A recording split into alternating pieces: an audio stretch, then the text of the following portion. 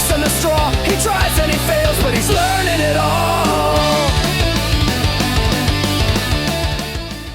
Hey there folks, and welcome back to The Blind Homesteader, where your favorite blind Navy vet tackles some off-grid life in sunny southern Arizona. And if you're new here, I'm building sustainable homes, like really sustainable, using my other senses, some fancy tech, and a whole lot of help from my friends and family.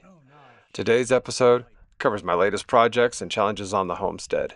So hit that subscribe button and let's dive into that chaos.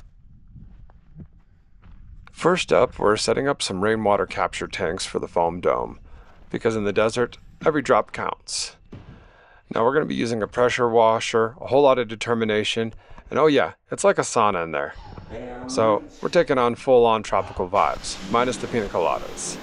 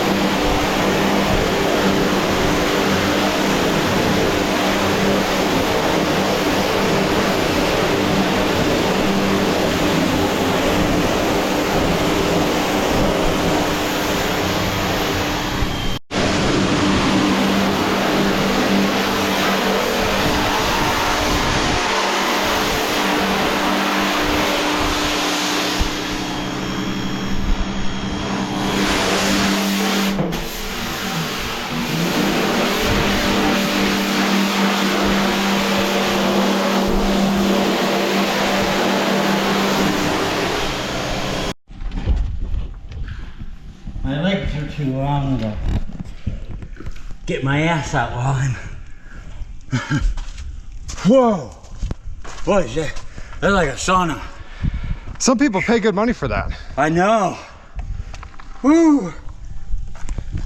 What are those splashing? Okay, yeah, spray it.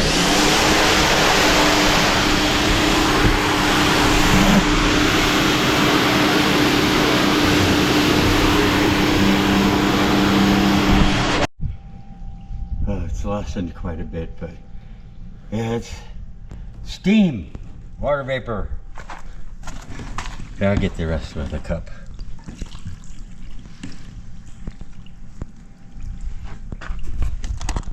Standing on the hose, tickling my feet.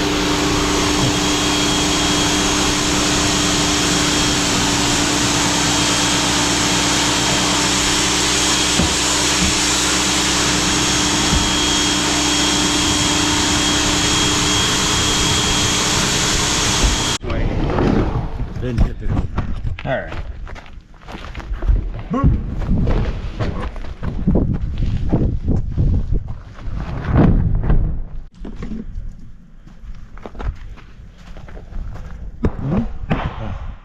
Oh, it's nice and clean in here.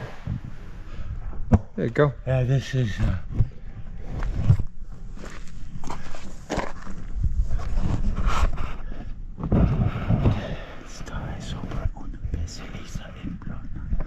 make sure that it's level. 5,000 liters.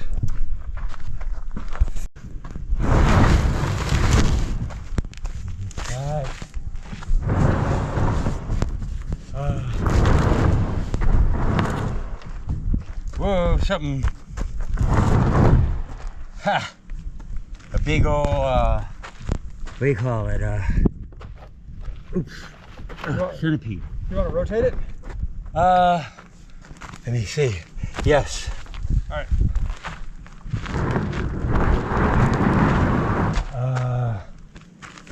Back a little.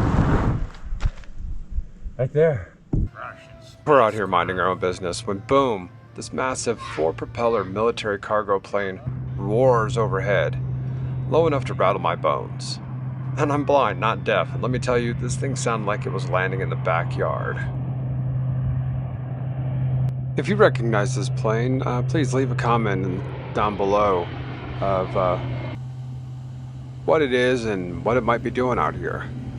I had made like 8 or 9 passes right over the homestead, and it was coming down the road like maybe that might be a practice landing way. I don't know.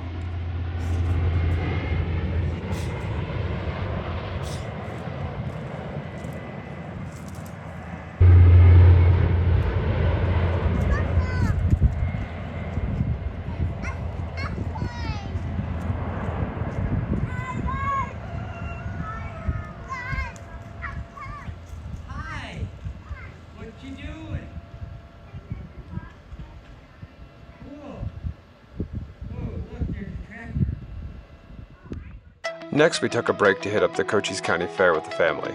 We had deep fried junk food, carnival rides, and me trying to navigate the crowd with my cane like it's an Olympic sport. Spoiler, I didn't win any stuffed animals, but I did have some epic family time.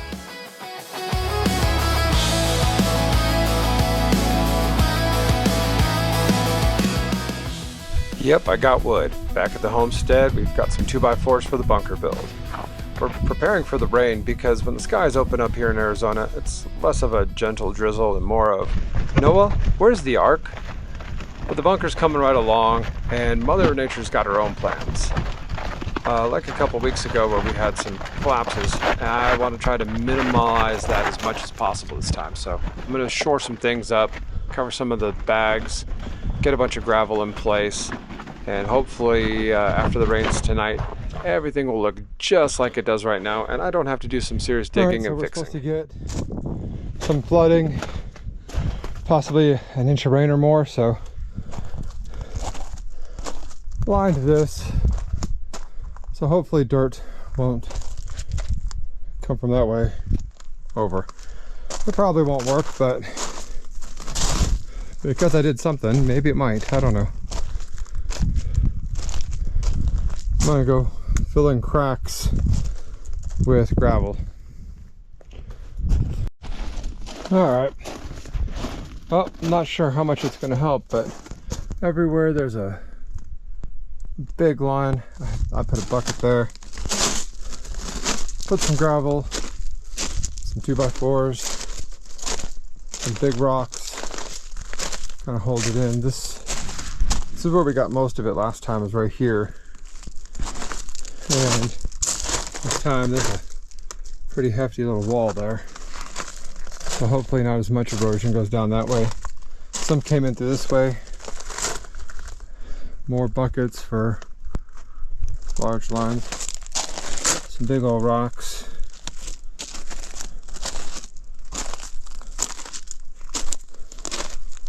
This is the second worst place right here. And I think it came from right over this way. So there's a bunch of bucket lids there.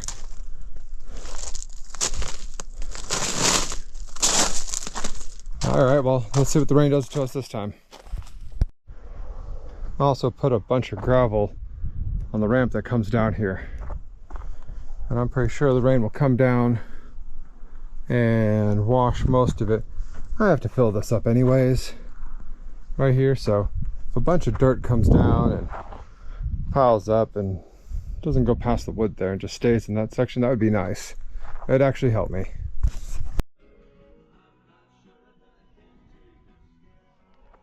All of the trenches are dug now for the water capture system, and we just have to hook it up to the pump.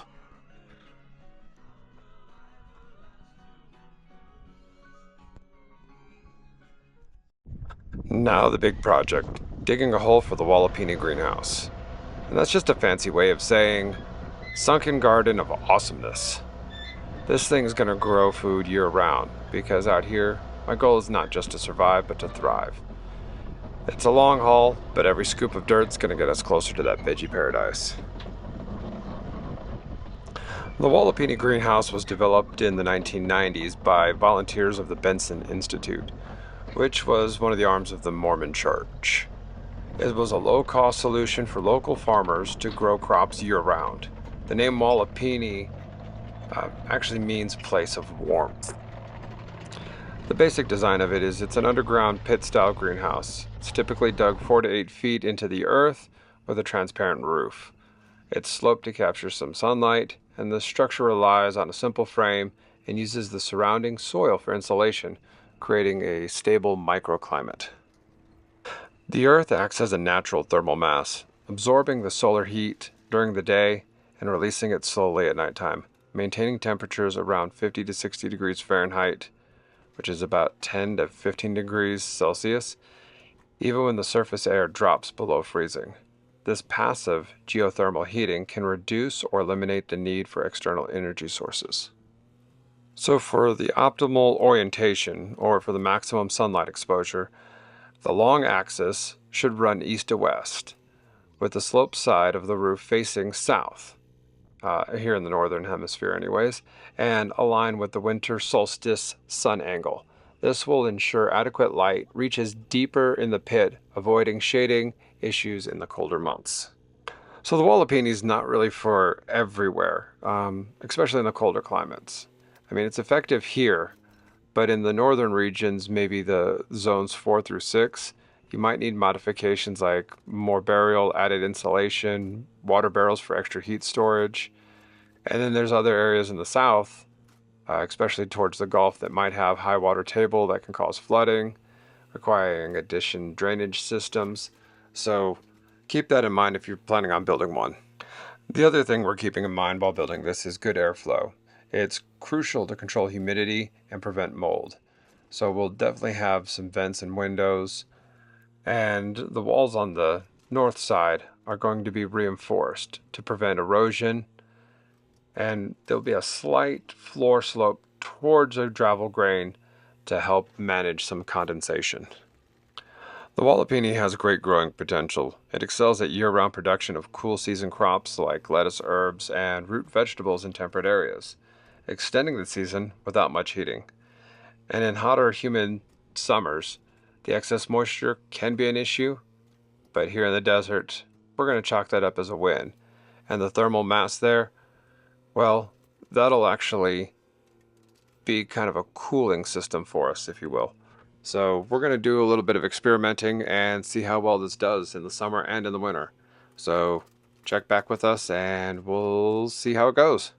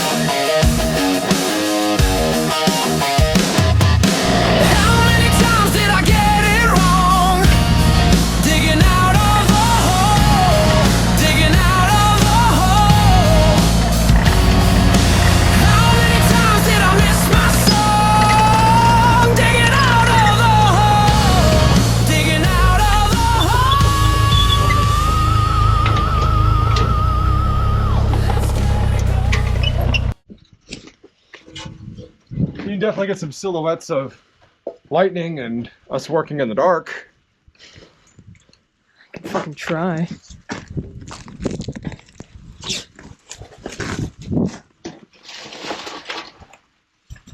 And because I clearly love a challenge, here we are earthbagging in the dark during a storm. It's pitch dark, a storm's raging, and I'm out here earthbagging like it's my job to define the elements. Rain is pelting, the wind is screaming, and I'm stacking bags by touch because apparently I think sensible is overrated. Call it stubbornness, call it heart, either way, we're getting it done. The next morning I'm out surveying the homestead, and good news, no major damage. The hyperadobe we laid last night is feeling good, and the bunker is holding strong, and my spirit is unbreakable. The desert tried to throw a curveball, but I'm still here.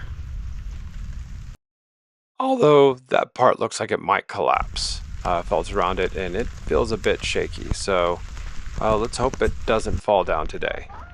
The walapini dug is feeling pretty good. No major damage or erosion here.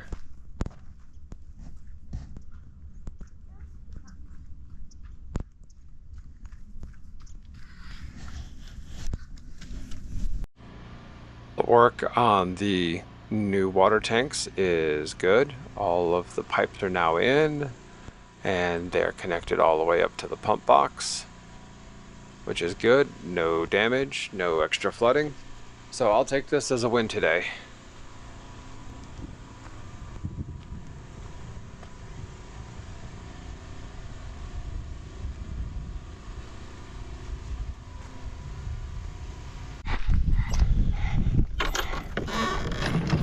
What about I hold the keys? Do I hold that? Now let's talk tires. Our garden wagons are flatter than my attempts to karaoke. So we're going to be swapping these out for some no flat tires. Basically, we have a graveyard of deflated dreams, but these new ones, tough as nails. And I should be able to haul things around the homestead without cursing every bump in my path. This is progress, people.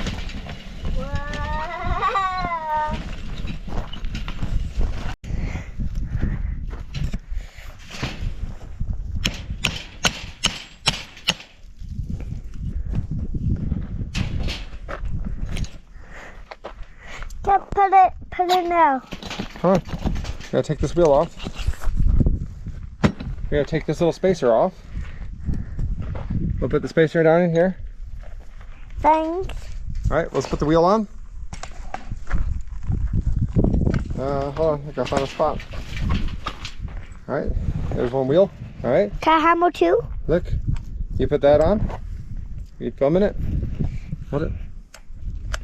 Alright, now go put this in. Like that. And then we'll bend that. Now it won't come off. It's so heavy. That's a lot of tires that I've replaced. I think it's a good thing that I went with no flats. 1, 2, 3, 4, 5, 6 different carts worth of tires. It's time for a field trip. We're over here at a friend's homestead, putting in work like it is our day job. We installed metal roof, wrapping a building in house wrap, put up 600 feet of fencing, and setting gate posts to keep out pesky javelinas. We're also going to install all those pavers and make a nice little patio there. And if there's any javelinas watching this, stay out of the yard.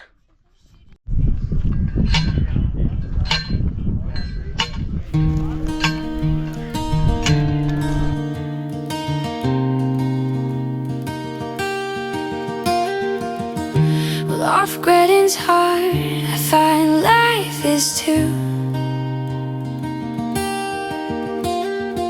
Community makes it better, I think so do you. Sometimes living in the desert's tough, it gets to you. You know, living life to the fullest, and that's what we'll do. Yeah, the beauty, yeah, it abounds. Sometimes it surrounds. And I know sometimes it's hard. We just temper ourselves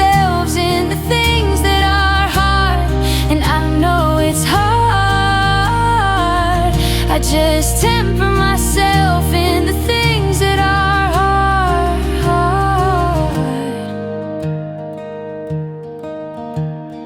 Off-grid in the desert, wild friends make it better. Lately all of my friends have been off-grid. Oh, I like it, it's better. Sometimes life is hard, it's true. And sometimes it gets to you.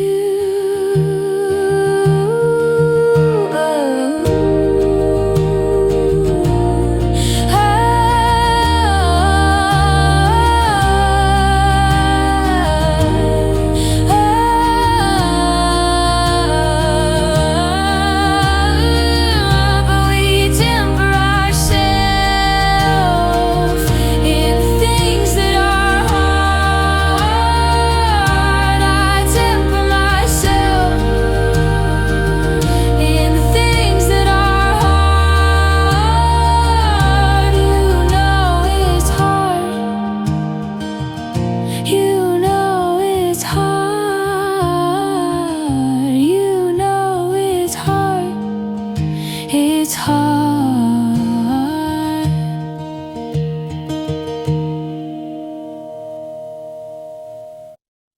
I wanna make something out of nothing. I wanna take my hands and build something. We live on the earth. I wanna use it. I got a lot of big dreams and I wanna prove it. You can do a lot with very little. If you have a heart and you're in the middle of it, you can do a lot with very little. If you have a heart and you're in the middle of it, I wanna do something for someone else.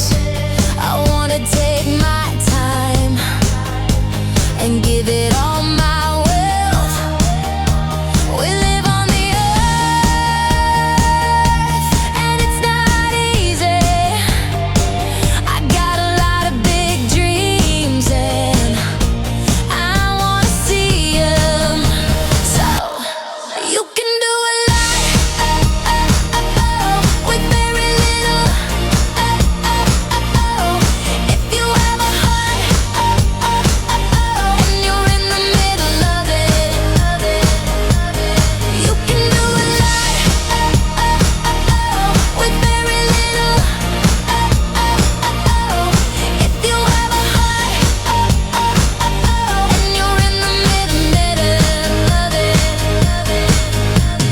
build a little more, build a little more, build a little more, build a little more. You can do a lot with very little. If you have a heart and you're in the middle of it, you can do a lot with very little. If you have a heart and you're in the middle of it, love it. So we got the inspector coming by today. Just a tax inspector. He's going to see square footage, I guess, of how much for us to get taxed. And all the rain is over. We only got about 1.5 inches of rain over 3 days. But most of this pretty nice, except for over here. We've got some debris to clear away.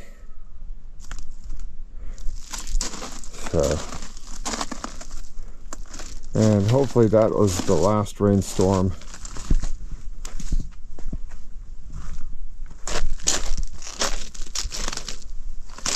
Otherwise, everywhere else turned out okay. This part turned out pretty good over here. And over here, still got those little ants. But no major falls here. Only on that one part right there.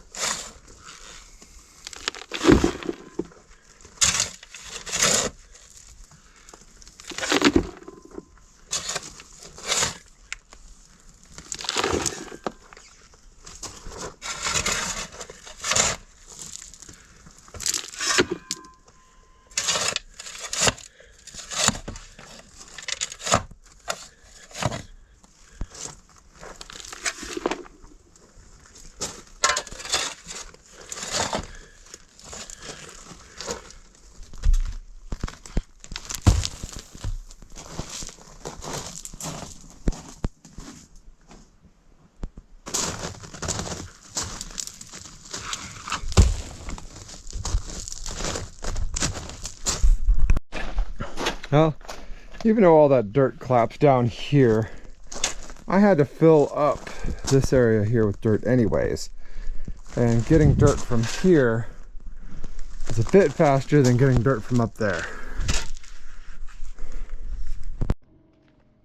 So the inspector came by and everything turned out good. He measured the dome, took a look around, and everything looks good to him. So that's a win. And there he's off, backing off. But he may stop by in about a week or two to redraw what we have out here.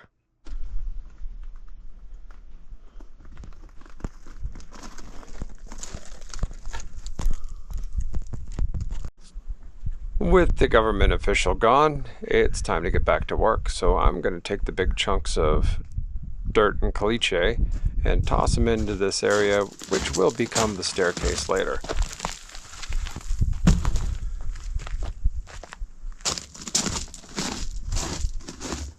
As I was cleaning up, noticed another part that may cave in. So I'm going to grab a metal rod and force this section down here in the bunker. Why? Because ripping off the band-aid saves time, and I'd rather control the chaos than let it sneak up on us. And also, I'd rather not it fall on somebody like the kids while we're down here working. This one is heavy to have. Can you get this one away?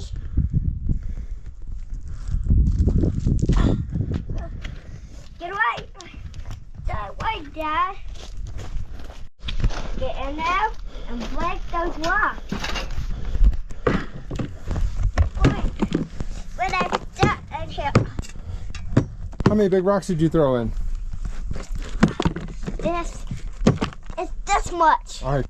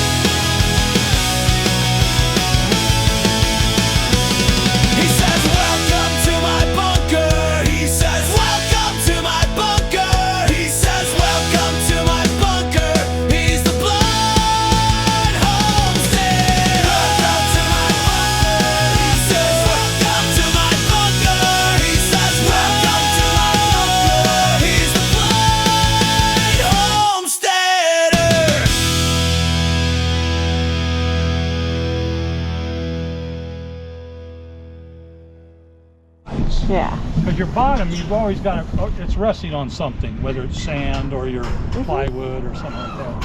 Yeah.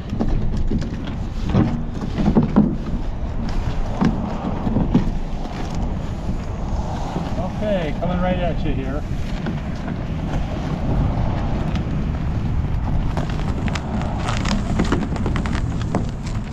This tank here holds just over 2,000 liters of water and will be great for hauling water around to some of the different homesteads.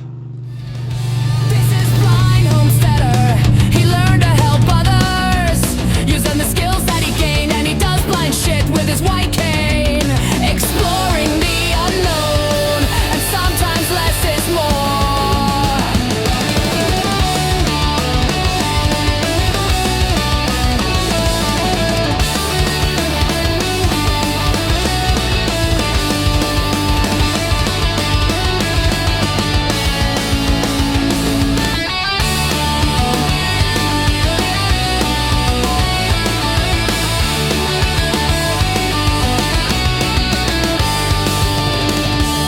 In the dirt and the mud, the sticks and the straw, he tries and it fails, but he's learning it all.